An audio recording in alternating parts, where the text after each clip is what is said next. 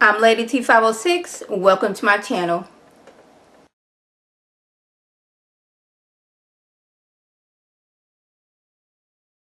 Hello everyone's. I am here for Love and Hip Hop New York Season 9 Episode 1. If you're new to my channel, welcome. If you're a returning family member, one of my peoples, welcome back. Y'all, I just need to go on a rant right quick. I don't know what the weather here in Houston, Texas is doing on this cold November 26, 2018 got going on. But 2 days ago, I was walking around, didn't need no coat, didn't need no jacket. I wake up yesterday, I didn't need a jacket. By end of the afternoon, it was cold. Then last night, I need to have my heater on. Now tonight, it's gonna be 32 degrees outside. Now y'all, at this point, it just feels like some child and got a hold of the weather and it's like, oh, look, what does this do? And it's just like twisting the dials like, ooh, it's real cold, ooh, it's real hot, and they just playing with it. That's how the weather feeling, because it can go from it's 70 degrees outside, then next thing you know, next morning it's 50. I'm gonna mess around and get sick, and I don't have time for that.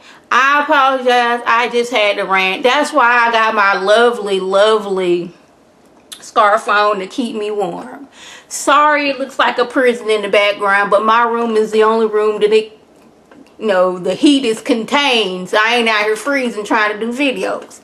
I'm sorry. Back to the video. Y'all did not care about the rant or what I got going on. But anyways, Sin, she's talking about Sin Santana, if y'all didn't know. Who would have ever guessed that she would have been a mama? I was like, yeah. I mean, not so much as yeah, but I just wouldn't have thought that you and Joe Budden would get together. But hey, what do I know? So, last time we seen Sin on Love and Hip Hop New York a few years ago, she was with Erica Mena, and they had their whole little clothing line going on where they was out here selling t-shirts and spaghetti strap tops for like $80 when it looked very homemade. I was like, y'all got nerve, gall, and audacity to be out here be selling this mess. But anyway, she living in a big house now. Last time we seen Joe, he had broke up with one girl to get back with his ex-girlfriend, proposed to her, but she was like, no, I'm not ready to get with you because you still on that stuff and it's just not gonna work out for us. These two, they was friends for some years, and next thing you know, they done got together. Now they got a baby. The only problem is Joe, he more into the baby than into Sin. Sin like, it's been 6 weeks already. The baby 5 months old now. I'm ready for some love, and I'm out here by the pool giving you all the signs that I'm ready for some grown-up time, and you go in the house and you bring the baby out here. Baby was in the house sleep, minding his business. I was out here ready for us to do our thing, and you come bring the baby. She's like, she's still young. He even said, she young, bubbly. I'm an old cranky old man, but he like, we got this baby now, I'm gonna be a good daddy, but mama, she needs some attention too. That's what Sin going through. Like I want some grown-up time with you, Joe. Baby, he was completely fine in the house. You went in there and bothered him, but you won't come over here and bother me. That's what I was getting out of these two. Now, when they first went across the screen about Juelz, how he brought a gun on the plane, I was like, how does one do that? Because every time I go to the airport and I go through TSA, I get just a little bit nervous. Not because I'm up to something, but I'm scared of what if I had touched something in the bathroom, like I opened up the door and somebody before me had been doing drugs and touched the door. Now I'm going through TSA and they like, I got drugs on me. Y'all, I was scared out of my life because me and my husband went to Georgia for Christmas last year. And I would go to another airport. This was the first time going to Bush Airport here in Houston. And I used to always go to Hobby. So I had my little moisturizer. It wasn't full, so I thought, hey, I can take that through. Well, they pulled my bag to the side and she was like, looked on the screen, like, okay, what is that? I was like, that's my moisturizer. She was like, ma'am, you can only have a certain amount. So she like, I took it out and told her, she's like, okay, we're gonna let you go through this time, but next time we not. Like, y'all, one time they pulled this woman out of the line and got to wiping her fingers down. I was like, what is going on? So I was like, how do you think you gonna get a gun through TSA. Like, they check your stuff thoroughly and they check you thoroughly. But it turns out he was on some pills, didn't know that he was so off on the pills that he didn't know that he had brought the gun with him. He had some dirty work done and he got hooked on the pills, tried to get on the plane, then it was like, oh snap, okay, got this gun, what do I do? Messed around and left his whole ID behind, like everything. I was like, he didn't know that he had the gun. Through the people in TSA was like, okay, we have a gentleman over here the gun. So he like freaked out and left his, you know, ID behind. That's how they was able to find him. So he was locked up for like 30 days, got all that out of his system. He's feeling better now, but he can't go home with Kimbella and the kids because they're not married. So he's like staying with his mom. She's like his third party custodian, custodial person. He said custodian, so we gonna say that. But y'all, I don't really remember how he talked, but I don't think it sounded like this. Now, I'm not trying to be mean and I'm not trying to be shady, or was it just me, or did his speech sound a little bit off? But anyways, these two, they go to therapy and he's saying how he had some dental work done and he was prescribed Percocet and he got hooked, just like a lot of people.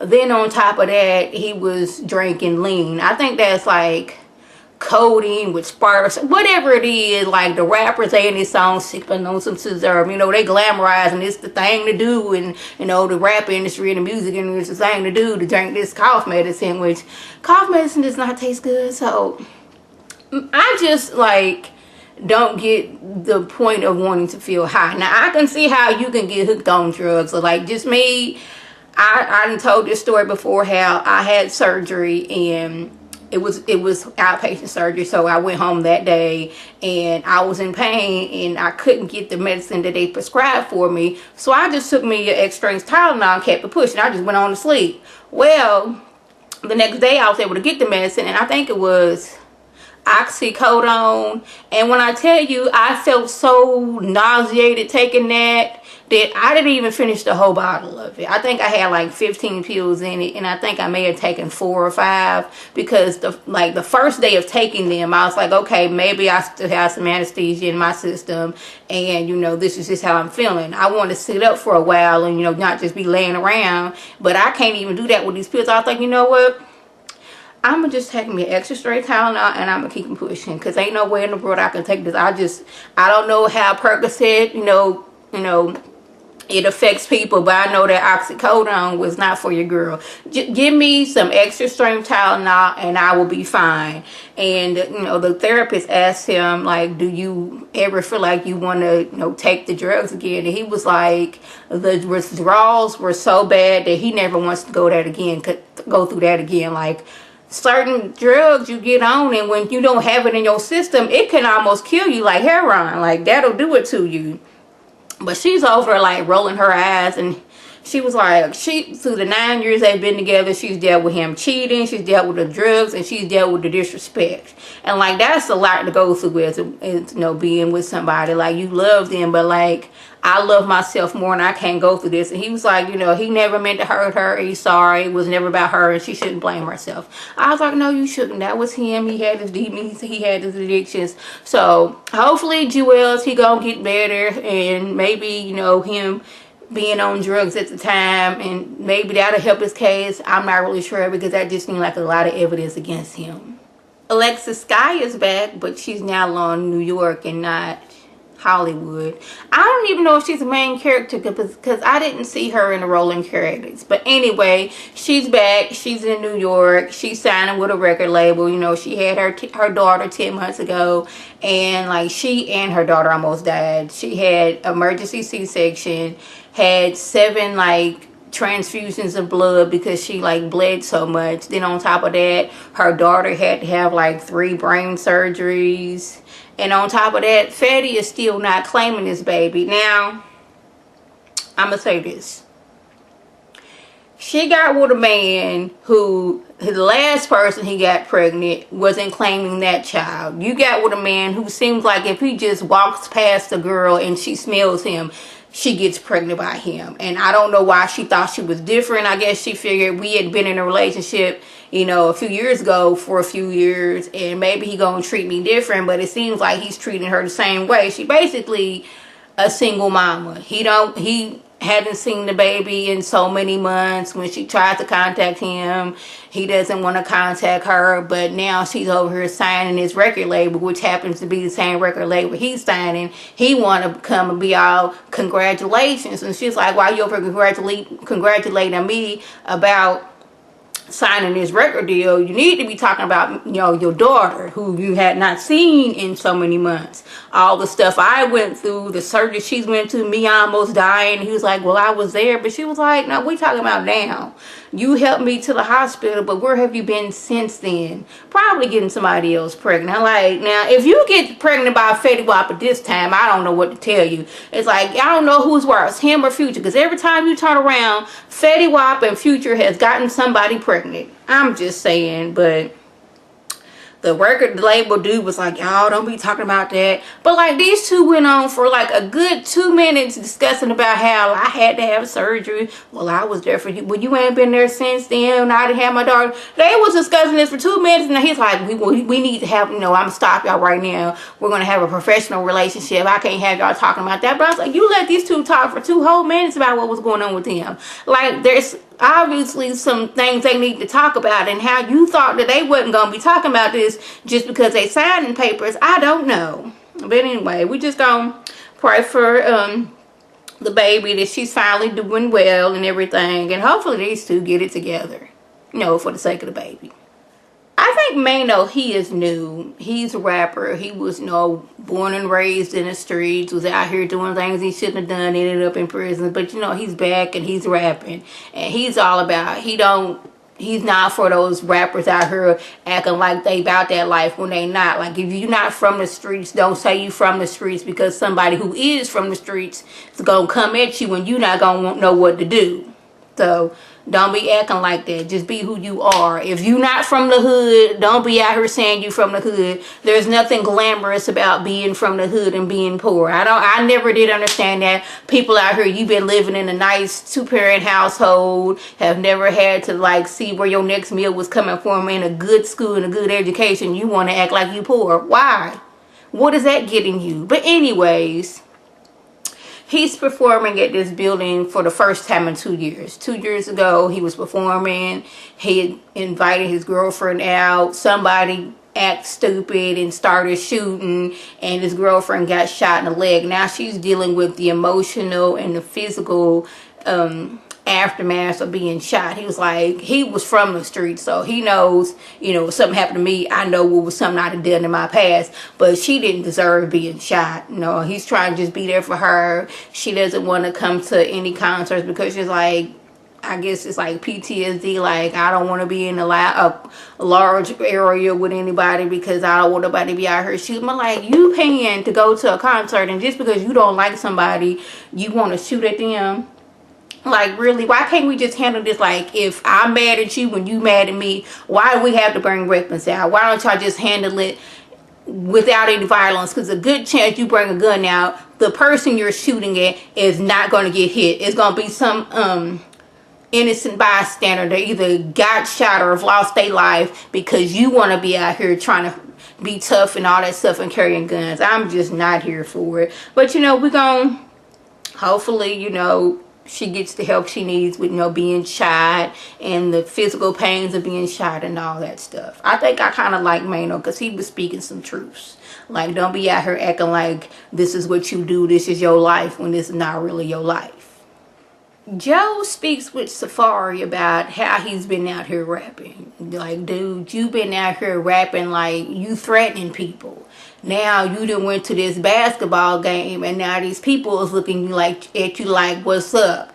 Like, I just seen you on a radio interview talking about crying with your fur on, looking like that red thing from the Looney Tunes. I don't know what it was, but like that big old red fur thing for like way back in the day, Looney Tunes cartoons. But anyway, you was on the radio, you was ever crying about you being robbed, but like 2 weeks later, I mean, you out here iced out again. Like, if you don't want to be a target, don't out here making yourself accessible to be a target. If you didn't got robbed 2 weeks ago, don't be out here iced out this $150,000 watch on. Like, what are you doing, dude? I'm like, that's what I'm saying. Like, doing too much. Like, I know you got money, you want to look nice, but if you just got robbed, maybe we should just scale it back a little bit. Not be out here in certain areas where you can get robbed. Now, granted, you can get robbed anywhere, but like, don't make yourself an easy target again. Mano was already talking about that. Like, don't be out here living this life if that's not who you are.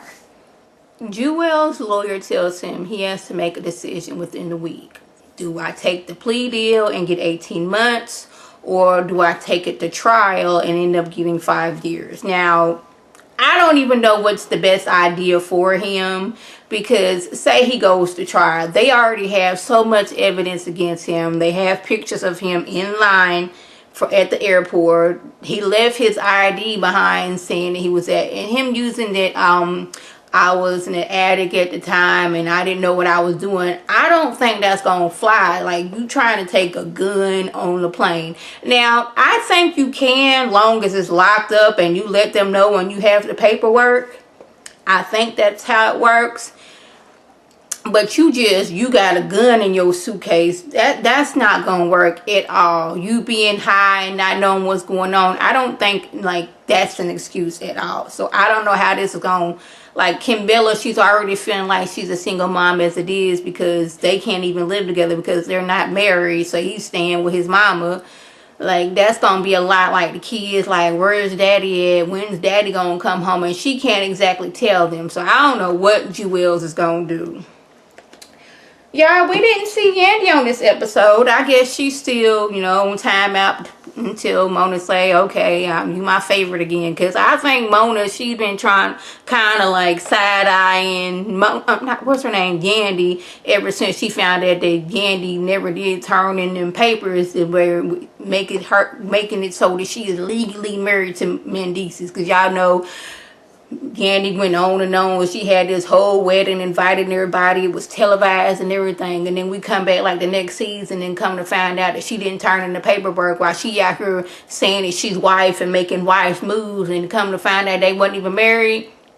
I think that's what Mona kind of was like, oh, so this is what we doing. And she was kind of making Yandy seemed like a bad person. Like, you know, Yandy was her favorite, always been her favorite. So like all the little things Yandy was doing, she kind of like prettied it up and like edited into Yandy's favor. But I think it was last season to where Yandy was doing things like, oh, I didn't do this to go to the party and do this, and then bam, we got you on camera plotting with Kimbella to do certain things. So yeah, we didn't see Remy Ma or Papoose this episode neither. So I don't know who else is going to be on the show. I think Anais is going to be on there. Rich was on there. He going to be having his issues with his daughter. But we're not going to talk about that right now. We're going to talk about when it does come out. So, y'all, that was the gist. If I left anything out, by all means, leave a comment below. If you're new to my channel, welcome. If you're already, you know, a family member, one of my peoples, I don't want to call y'all subscribers, you know, welcome back. This is Lady T signing off. Have a good one.